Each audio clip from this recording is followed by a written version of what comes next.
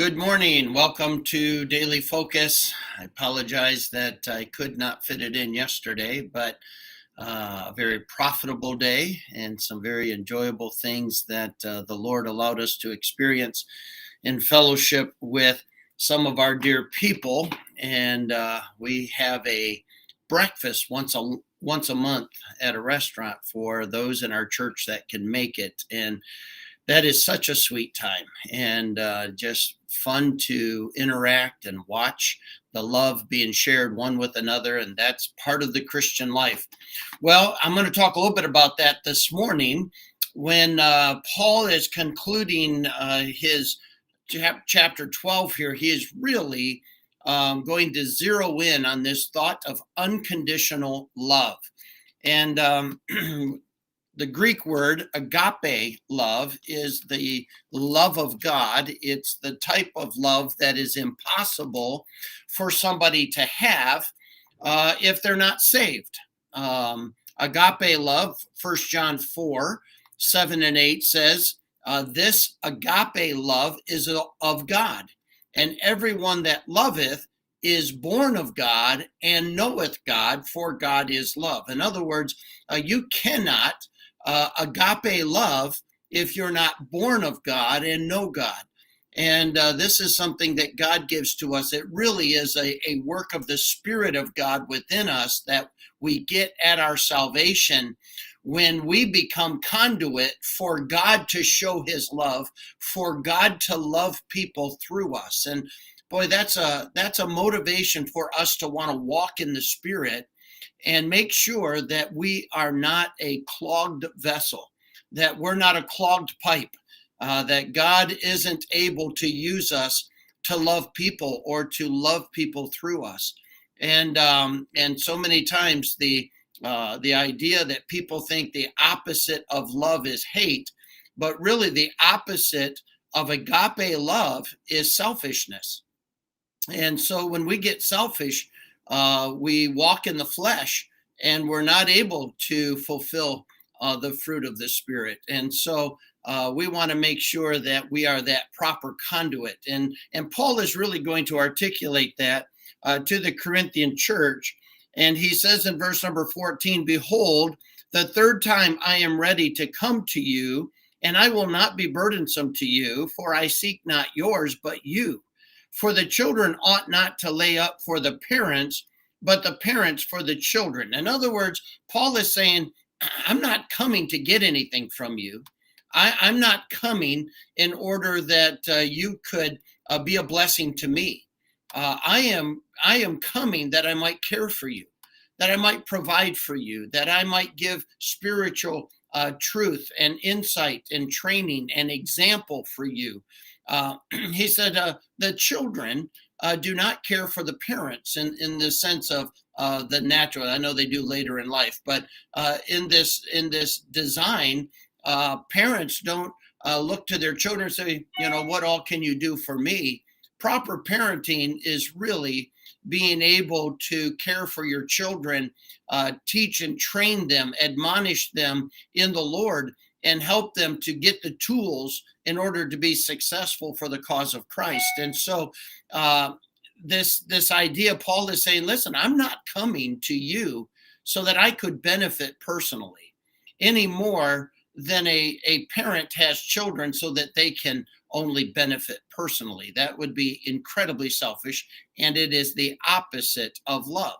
But rather, the most impressive thing that we see here on this earth is that unconditional love of a parent to their child. And that's why it's so abrasive and so offensive when we hear of the selfishness of a parent and how whether they are abusing their children or whether they are neglecting their children or whether they just don't do their parental duties and the children suffer. And it's so offensive to those of us that understand a parent's love. And you go, that's not normal.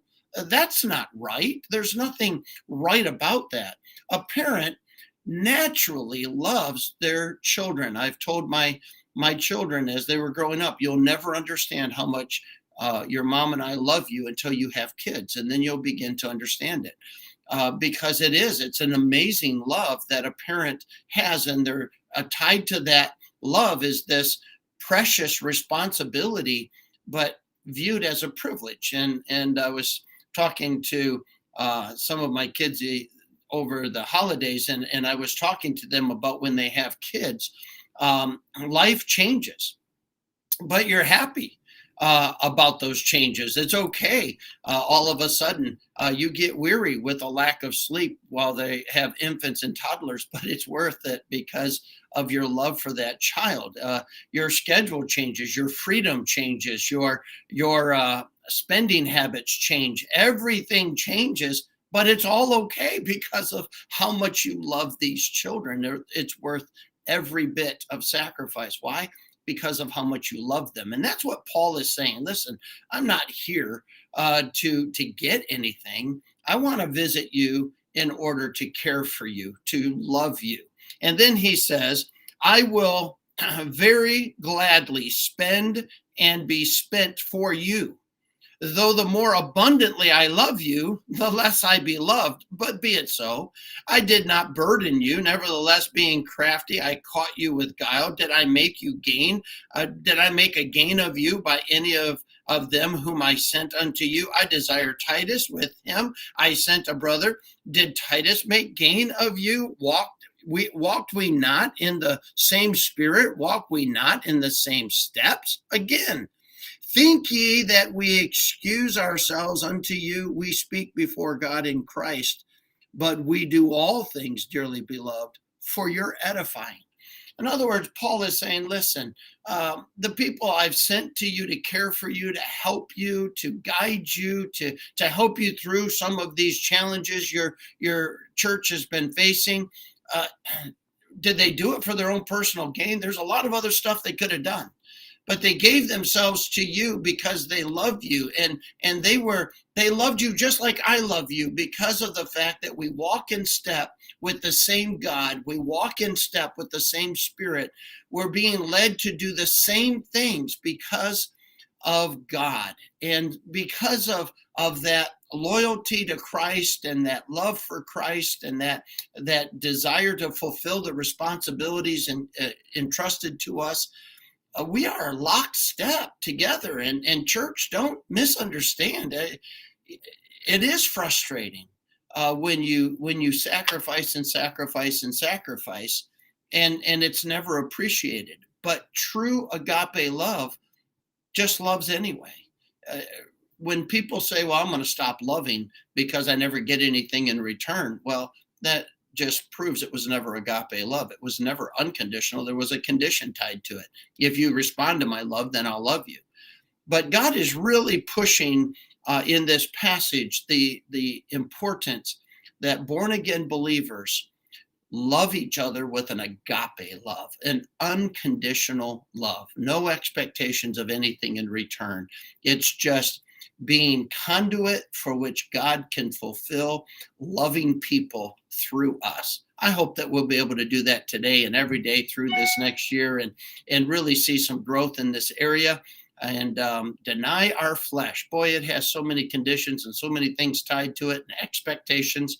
Boy, we need to guard our flesh so that we can yield to the Spirit. May God bless you. I'll look forward to seeing you tomorrow.